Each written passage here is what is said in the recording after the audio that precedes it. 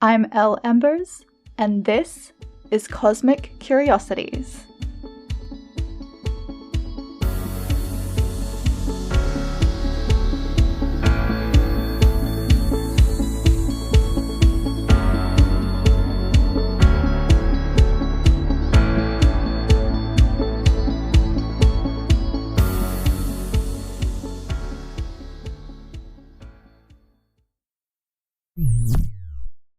Hey, and welcome to Cosmic Curiosities.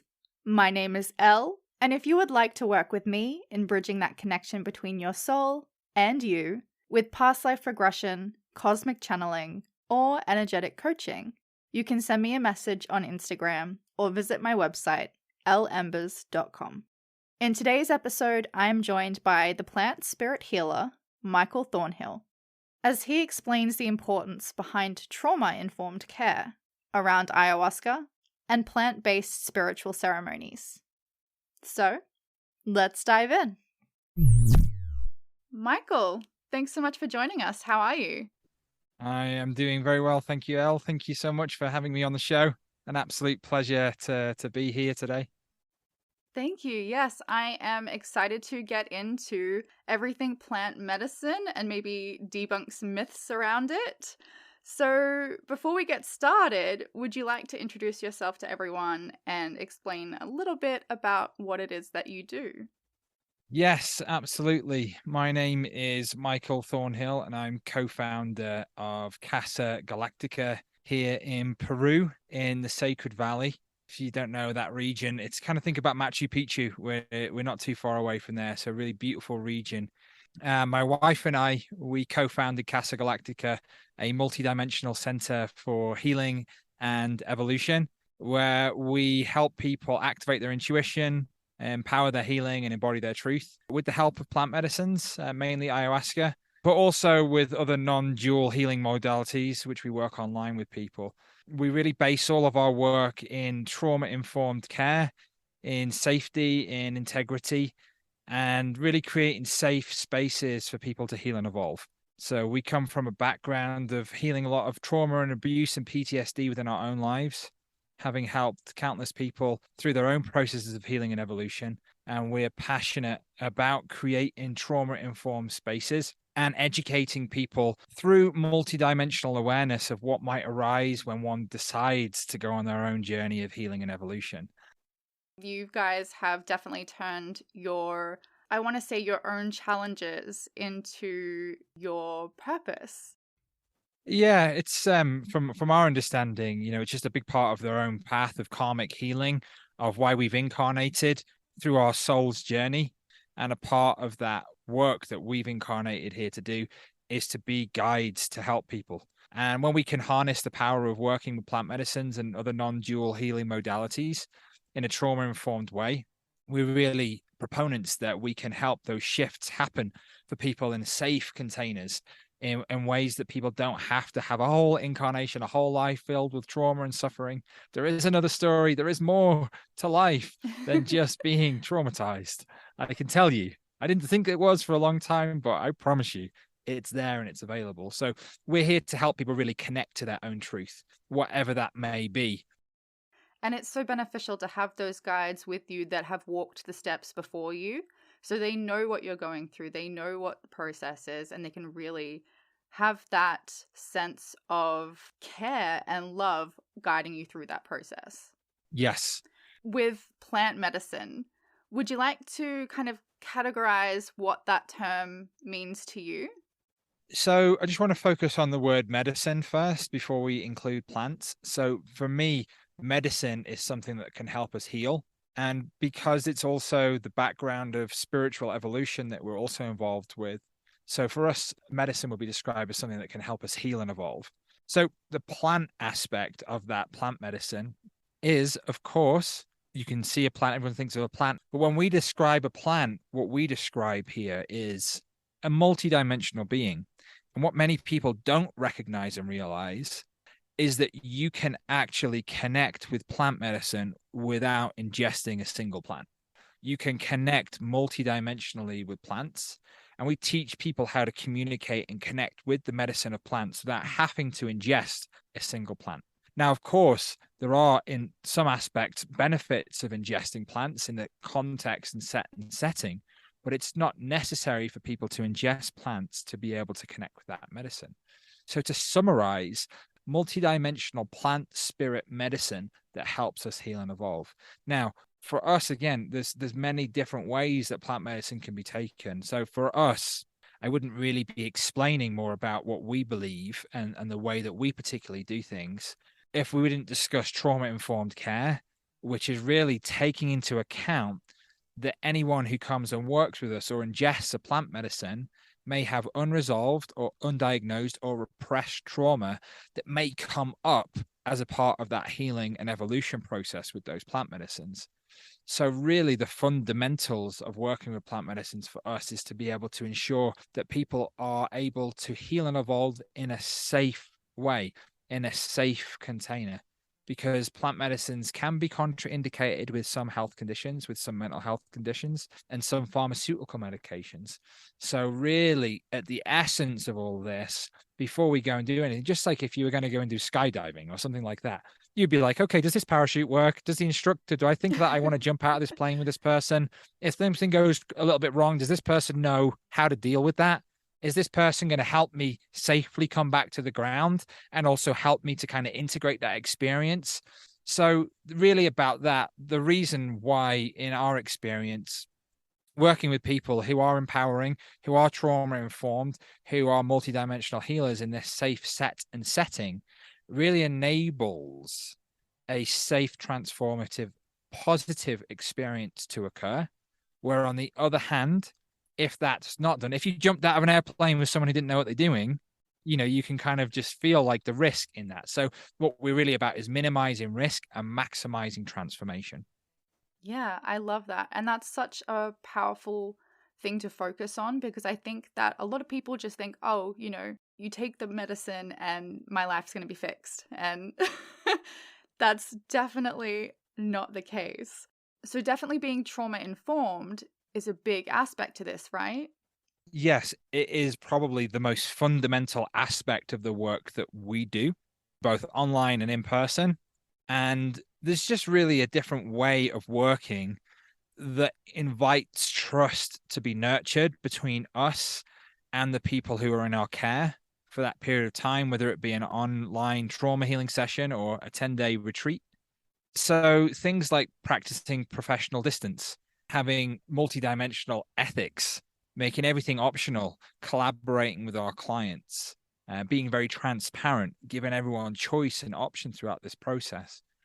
And really, what we're able to do then is create an environment that naturally invites trust, that trust is nurtured. We don't ask for that trust in that sense. We allow you to come when you feel that that's relevant. So our basis of this work is to create the optimum environment for people to learn to let go. Mm-hmm.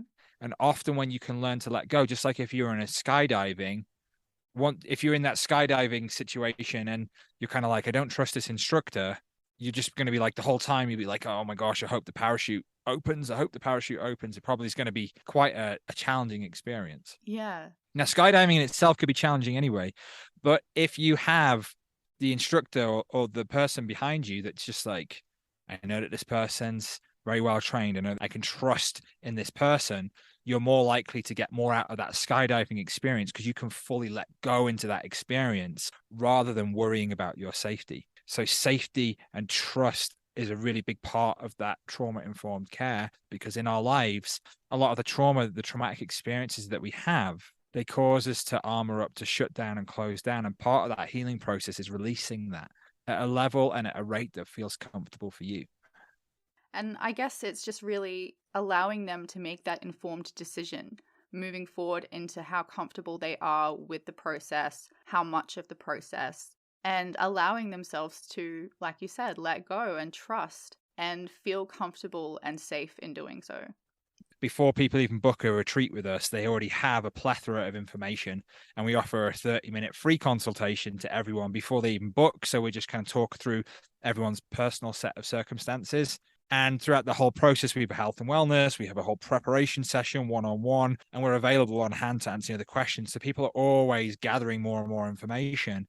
And when you're on the retreat, before every ayahuasca ceremony, before every plant medicine, before every activity, we explain in detail again what this process is like, what the benefits of this, what it might feel like, what you might experience, and then give you the option whether you want to opt in to that experience with us. And that goes through to if you're having the ayahuasca in the cup, you don't have to drink all of it. If you feel like you only want to drink half of it, or if you feel like it's been poured and then you say, actually, you know what, I've just changed my mind, I'm feeling a bit scared, I don't want to drink this right now, that's totally fine. So a part of that process is really just collaborating with people here so that they really feel involved in that healing journey. And it's a very transparent process that we're here to help you decide what's best for you. Obviously, within the guidelines of what we feel safe, because if someone says, I want 3 cups of ayahuasca straight away, we'd probably say, well, we would say that's not a good idea. Start with this amount, and then if you would like some more later, we'll give you a second cup. So we do, within the realms of creating a safe, integrous environment, we help people make choices in alignment with their own truth for their healing and evolution process. And I mean, plant medicine is quite feared in certain parts of the world. Why do you think that is? Well, a few things. I would say, firstly, that there's the whole war on drugs that's kind of come from like the Reagan era in America and kind of went into this whole process that was nothing actually to do with the drugs itself per se. So you've got that whole kind of thing that's been indoctrinated from generations. There's so many advertisements, just say no, don't do this, don't. And of course, there's benefits to perhaps not becoming addicted to drugs and other things like this. But the whole thing has been bundled into one thing, which is just labeled as negative and no. So there's a level of fear that's generational. So there's that side of things. Then there is the fact that an ayahuasca experience, a plant medicine experience, can be quite terrifying, because sometimes when we drink these plant medicines, I'm just talking about ayahuasca because that's really what we do, but this can be other plant medicines. We go into an experience sometimes of the deep unconscious where repressed traumas, bodily fears, somatic fears that are stored in the cells of the body come up to the surface, that are being ejected from the being at an incredible rate, that if you're not prepared, if you're not guided through that process and you don't know what's happening, it can sometimes feel like, I'm really afraid I'm going to die. Now, in my experience, and from someone who's experienced ritual abuse, torture, and near-death experiences as a child growing up, I can say that those terrifying experiences are actually that fear and that pain and that suffering being released from the being, so they no longer need to be in the backseat of the unconscious. Now, the third part about that is that sometimes people have these experiences in an untrauma-informed setting, in an unsafe setting, when people don't know they might be on their own. And again, I'm not against people doing plant medicines on their own. It's just that if you're unexperienced and you have unresolved trauma and you don't know how to deal with that, that can be very, very terrifying, sometimes dangerous. So people have these experiences and they don't really know what's happening, and they're not guided through that process. And it may be re-traumatizing, which is the trauma, rather than being resolved, some of it may be resolved, but then there's another layer and level on that of the fright and the scare of the PTSD of having to go through that on your own. So when people have an experience with us at Casa Galactica, whatever arises, we're able to help guide you through that process. We're available 24/7 on site. We're able to continue to be with you until you're able to process that experience and then help you to integrate that experience. That's a very different experience, which doesn't leave you feeling unhinged. But coming back to kind of point one about the war on drugs, because of the nature of the plant medicines being illegal and it not being available in many countries. In Peru, where we live, it's completely 100% legal and part of the national heritage, which is why we live here, so that we can openly do our work. So there's no danger of anyone getting in any trouble for working with us in that way. Yeah. But, if you're in Australia or other places like this, and these substances are illegal, so it gets pushed underground. And therefore, you're not able to have that professional help so openly And that can cause experiences for people to have negative experiences. And people share about these terrifying experiences. And the question is, to anyone out there who's heard a terrifying experience about ayahuasca, the question is here is, was it the plant medicine, or was it the facility and the practitioner? And was it a lack of standard of care, a lack of education, and a lack of integration? So often those scary experiences, people say, oh, it's plant medicine, it's like this. And then that kind of adds fuel to the fire of, see, these things are dangerous, see, these things are negative. So there are many different reasons for that. So the invitation is to investigate. And again, just to come back, just to finish this bit off, like with regards to the skydiving situation, you wouldn't just go and meet some guy on the street and be like, he's like, you want to go skydiving? You're like, sure, let's go. Let's just get in the plane. I don't know who you are, but yeah, let's do it. You would be like, where have they trained? What's their situation? What's their background? What's the reviews of other people like who've been with them? What's their safety procedures? What do they have in place if things go wrong? What's the level of equipment like? And then if you're at that point, then you would enter into that. It doesn't mean that you wouldn't necessarily be scared, because, you're jumping out of a plane, you're taking a plant medicine. That can be scary, but within that safe setting, you're then able to have a plant medicine experience that can be life transformative. Yeah, all by just having that support. Yes. So the risks and the benefits, what are we kind of looking at with a standard plant medicine journey? Okay, so the risks, let's just dive straight into the risks, because the risks really arise, and the main risks arise is when there's not a proper intake process, when there's not a proper health and wellness screening questionnaire. For instance, and we're just going to keep with the skydiving analogy because this keeps coming through.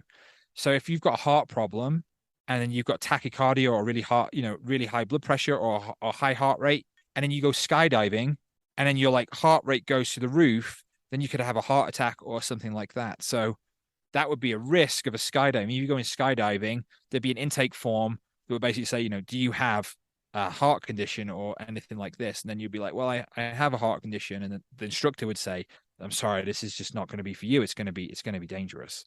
Yeah. There's some health risks, heart conditions being one of the main ones.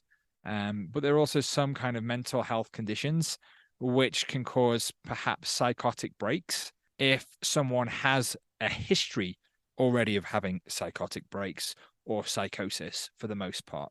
So when we are able to screen this, when we have this very in-depth health and wellness screening questionnaire, when we have this very personalized one-on-one preparation call, and then also a preparation and participation agreement where people sign to basically say that they're telling the truth, this is what their current conditions are, we're able to eliminate the risks of what might occur. We're able to eliminate the majority of those risks from arising. So the worst risk is if someone was taking an antidepressant, or someone had a heart condition or a serious underlying health condition, and they took ayahuasca, people can die. Death can occur.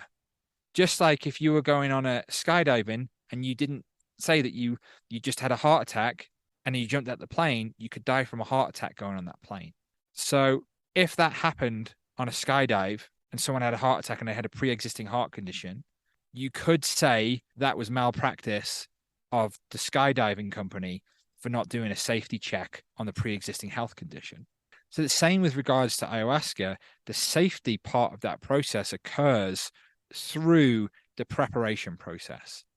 Then with regards to pharmaceuticals, there's some pharmaceuticals which have negative interactions with monoamine oxidase inhibitors.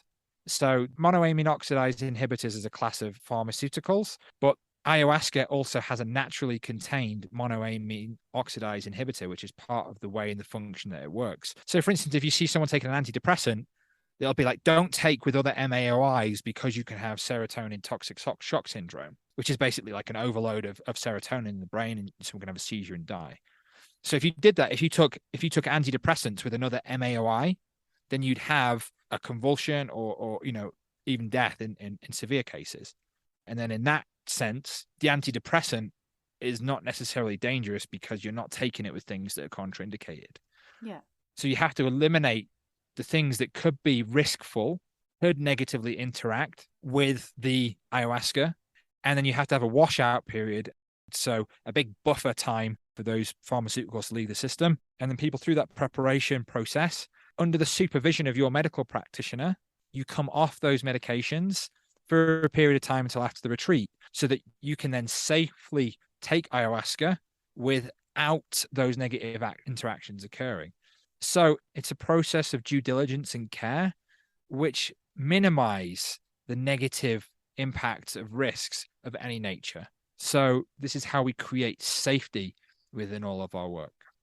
Yeah, I mean, it's the same with any sort of medication. You know, you are given by a medical professional. They say, don't take this with alcohol or don't take this with X, Y, or Z. And that's for a reason. It's for your safety. And that's okay. It's just being informed, like you said, about that process and having that support during that process.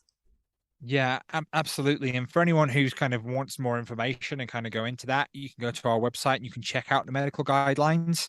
And we have in-depth information again as part of that trauma-informed care, where you can start to see, okay, these things are contraindicated, these things are contraindicated. And then if you have a specific question where you're not sure, you can book a consultation with us and we can talk through, okay, this is your situation. We recommend you go and speak to your doctor. We recommend that you're going to need to come off these medications beforehand. Go and speak with your doctor and see how you both together in that agreement between yourselves feel about temporarily coming off those medications.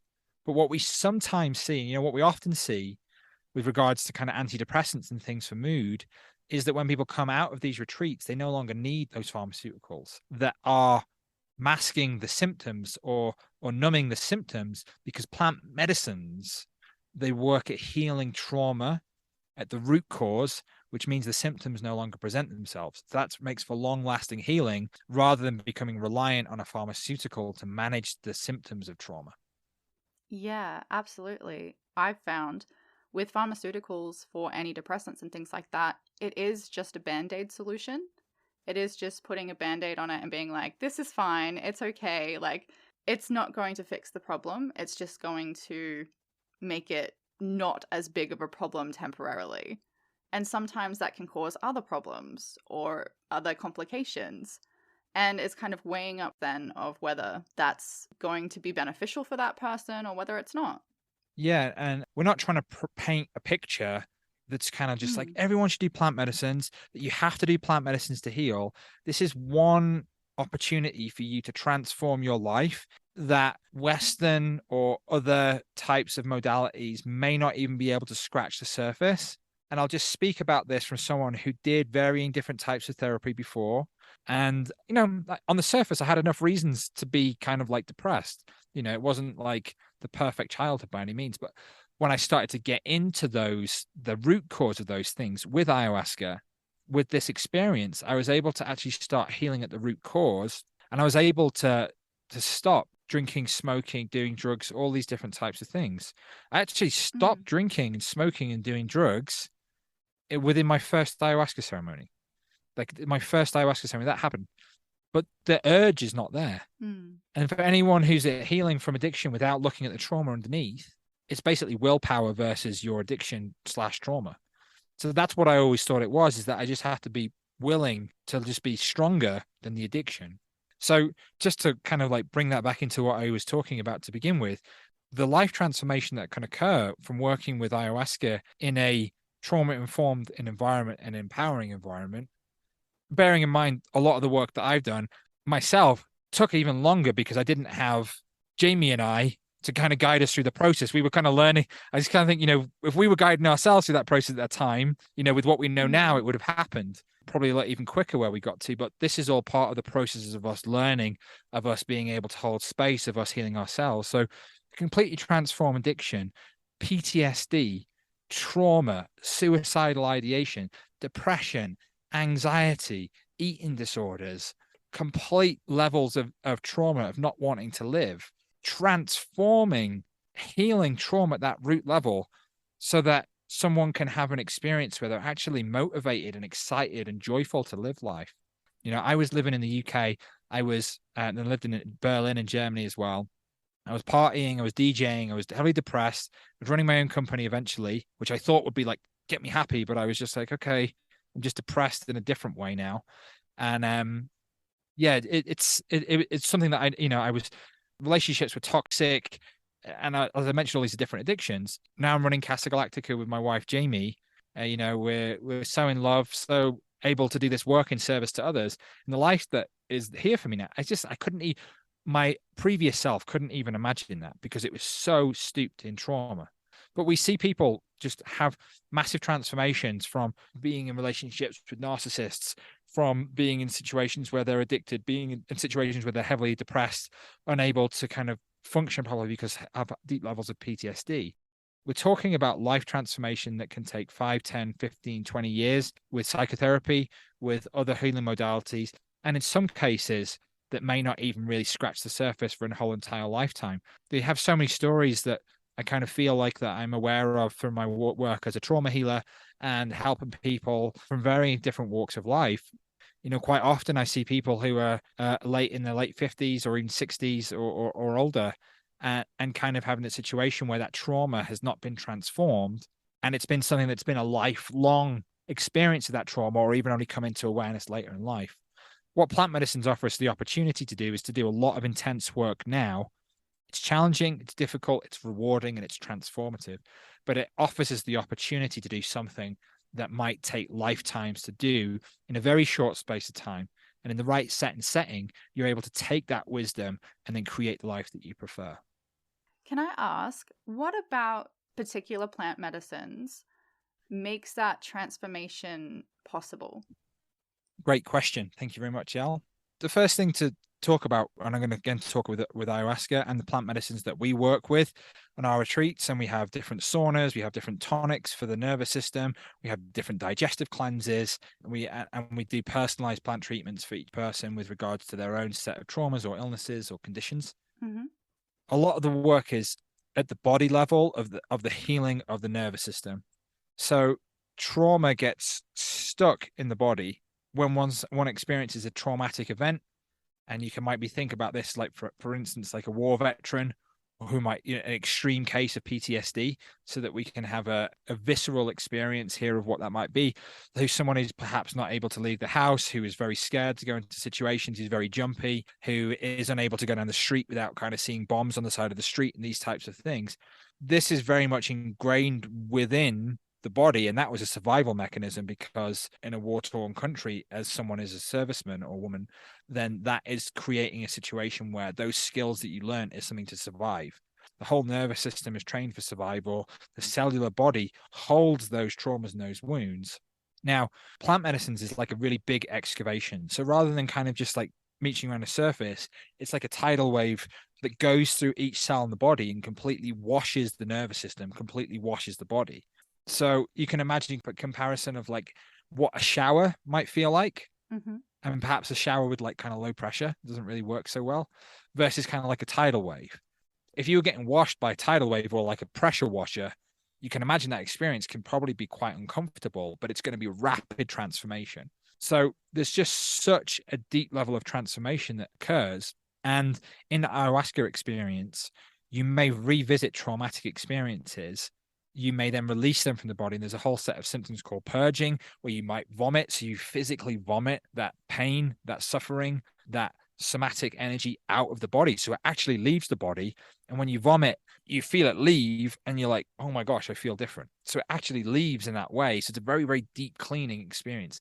Now, there's a whole bunch of other things of yawning, crying, of getting hot, cold. There's also the shaking where it's somatically leaving the body. So multidimensionally, the plant spirits and all the other energies that we work with in that ceremonial trauma-informed setting are working to help excavate that trauma from the being and from the body.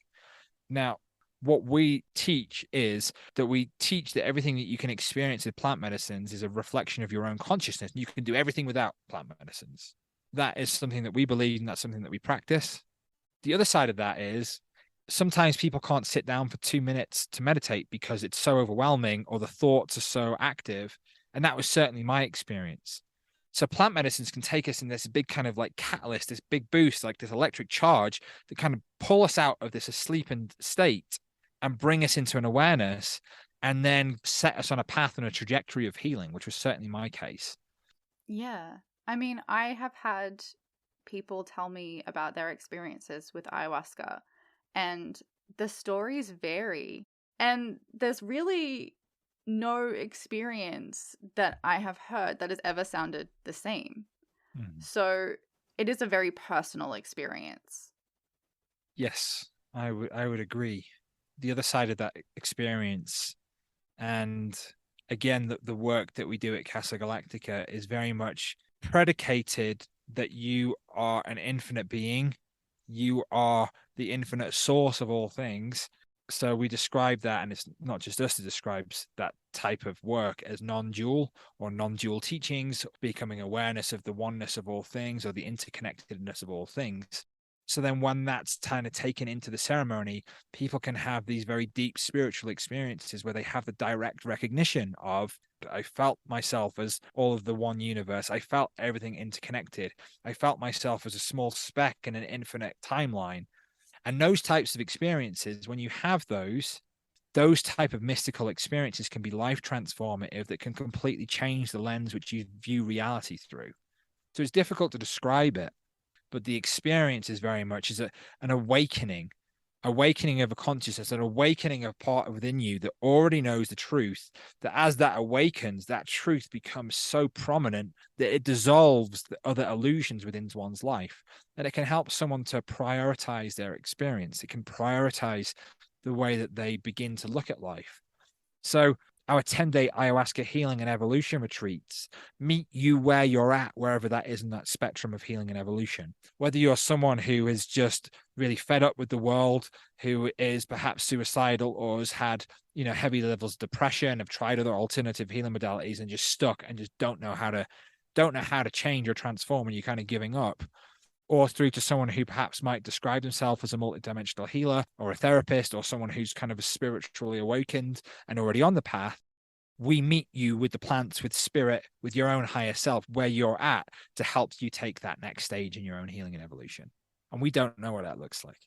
Yeah, it's going to be different for everybody.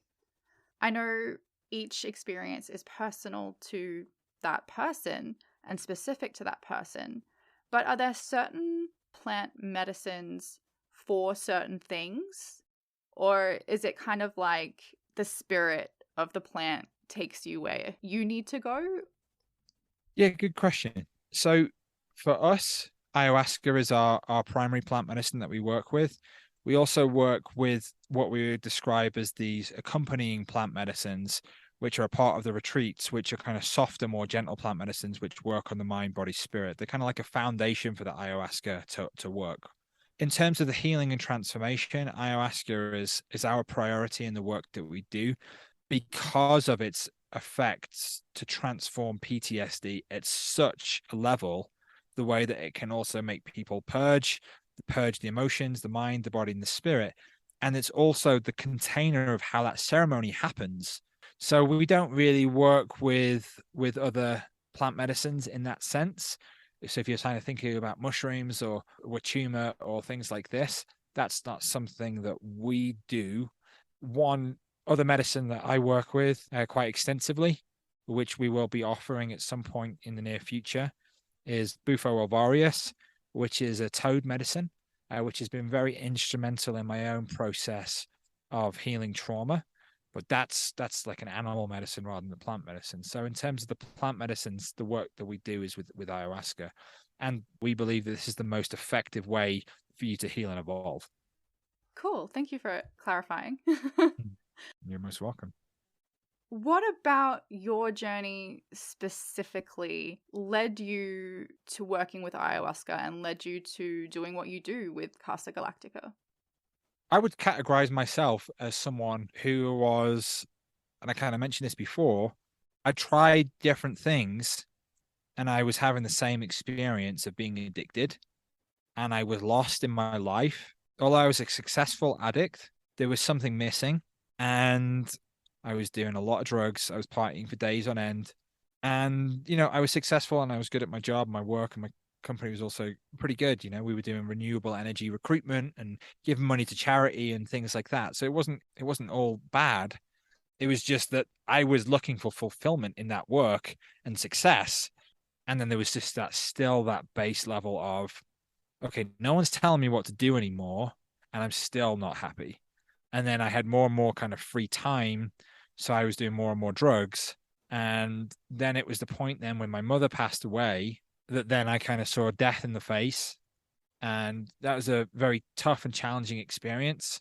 It was a catalyst for me to look closer at my life. I felt like I didn't really want to be someone who died in the family and cause more upset for the family. I could feel that with the amount of pain that was there. And I was like, oh, this is quite real when you experience it. Yeah. So that kind of took me on this process where I started to look at meditation. And then I ended up having some sound healing and Reiki sessions. And I had started having some very spiritual experiences within that were unexplainable. Felt contact with my mother's spirit, or I wouldn't even really recognize or know that, or even deny it. Thought I was kind of losing the plot.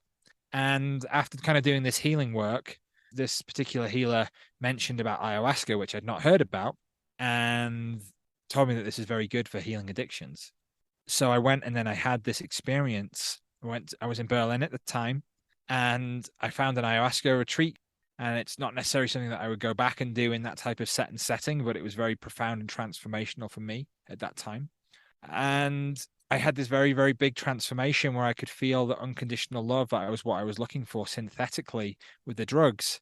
And I felt a very deep connection with my mother's spirit.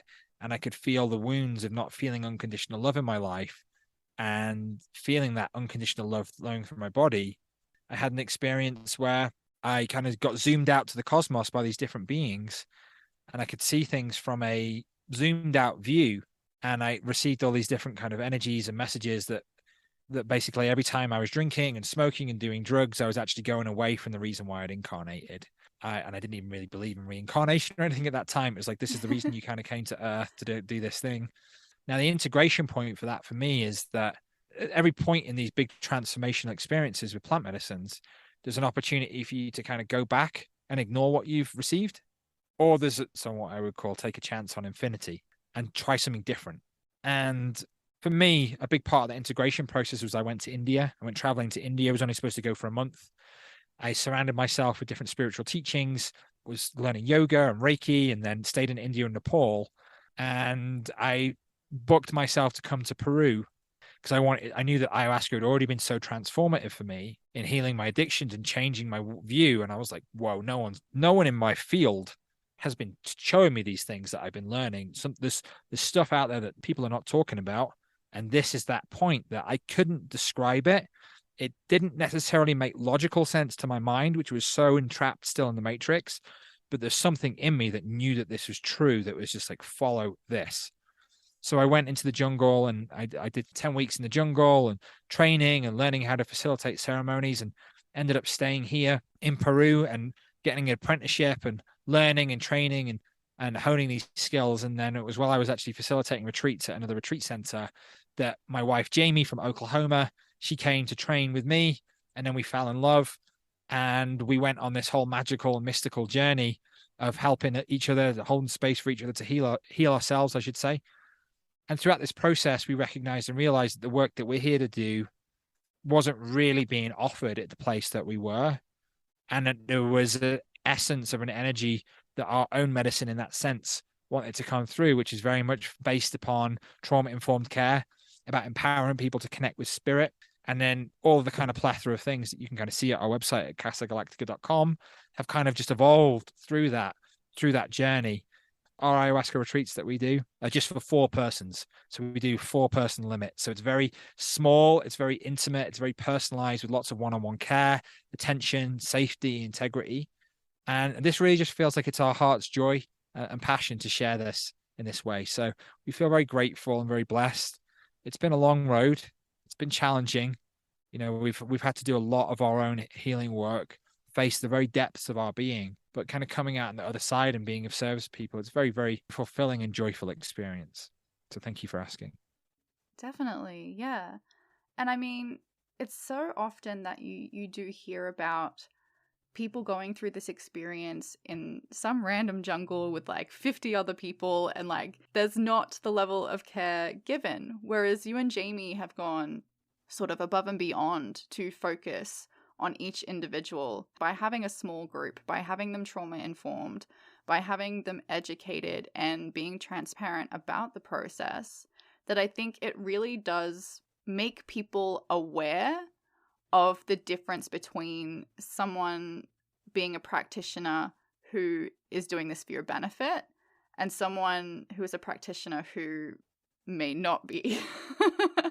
Our last retreat, someone was just saying, they were just like, oh, it's so great being here in the mountains. It's so great being here in this small group. It's great being in this beautiful center with the comfy beds, and just like, oh, it's so great. And saying, oh, I'm really glad I didn't have to go to the jungle. And we kind of came up with this kind of saying that we went to the jungle so you don't have to. And that kind of became Yeah. like a thing on the retreat. And there's different levels of issues which can occur.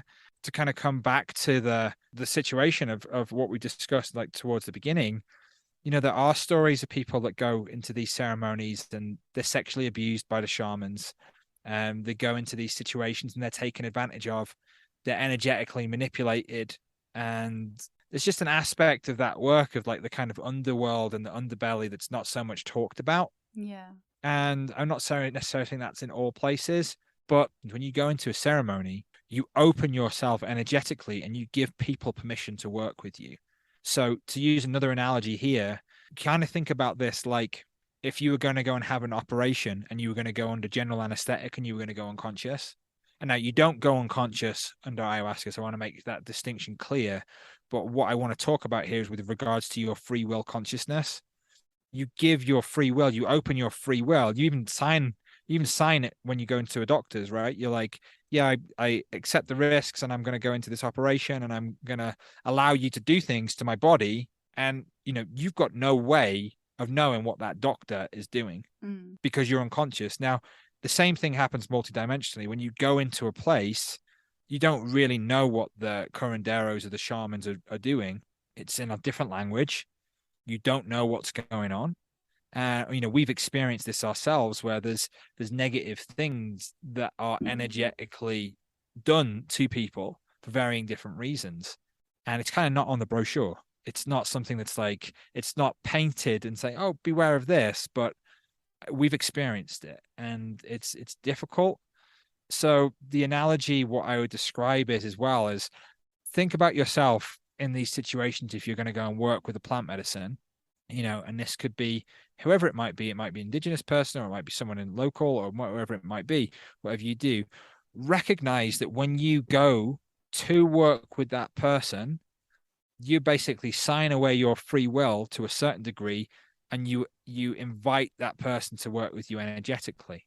So if that person's drunk when they're doing a ceremony, if that person's not got a high level of integrity, if that person's not trauma informed, if that person's not ethical in that way, just recognizing you're opening yourself up energetically to all those different things. So it's more of just a disclaimer, just to recognize that when you're entering into these agreements with people, there are energetic consequences to working with people who don't necessarily have your best interest at heart. So just be discerning in where and how you choose to do this type of work. Absolutely. With that reference, when you were talking about having a surgery and a doctor, it made me think of like, if you're going to have a surgery, you're not going to go to some back alley doctor, who's not got anything sterilized, like performing the surgery on the floor. You want to have this advanced surgeon who knows what they're doing, that you can put your trust in, that has your best interest at heart. So I think it's the same with any modality, but especially with plant medicine, because you are in a vulnerable position. You do want to have that certainty and trust. Absolutely. And just kind of stay with that analogy. Like one of the benefits of going to a surgeon is that they're able to do things to help improve your overall health and well-being that perhaps you're not well versed in. And on some levels, you're not, I speak for someone who's had many operations on my shoulders. I'm not able to do that operation on my shoulder. Even if I was able to, was a shoulder operation, it would be better for another shoulder surgeon to do that. So multidimensionally in the type of work that we do, we provide that kind of multidimensional experience, which can be very much likened to kind of going to a hospital, but it's a multidimensional hospital. And it's always in alignment with your higher self, and it's always in alignment with your own free will, and it's always in alignment for your own highest good, healing, and purpose. And that is very, very clear through all the work that we do.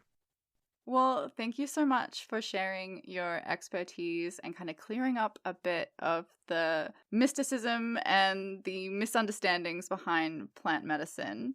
And if people are wanting to reach out to you and ask any questions or book a consult and look at going on a journey with you, where can they find you? All right, Elle, thank you so much. And thanks to listeners. It's been an absolute pleasure to be here. I hope that what I've shared here has been informative for you and helped gain some understanding about this process. So invite you to continue the conversation at casagalactica.com.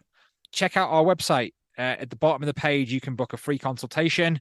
And also just want to invite you as well, just to, if you feel like it, you want to subscribe to our newsletter.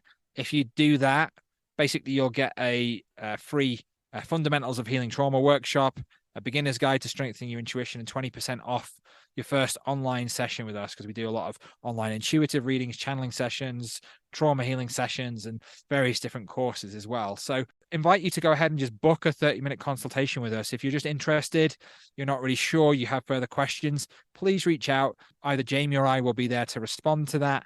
And yeah, if you're feeling like you're just like, yeah, this is it, I'm in, this is where I want to go, just go to our retreat page, our Ayahuasca retreat page, and you can just fill out that booking form, and we'll start that whole process, and we'll take care of you and hold your hand every step of the way, if you want us to, because that's part of trauma-informed care. Thanks so much, Michael. I appreciate it. Thank you. Well, this is your Earthside Spirit Guide signing off for the week. If you'd like to know more about how you can work with me, you can follow me on Instagram at l.embers or visit my website lembers.com.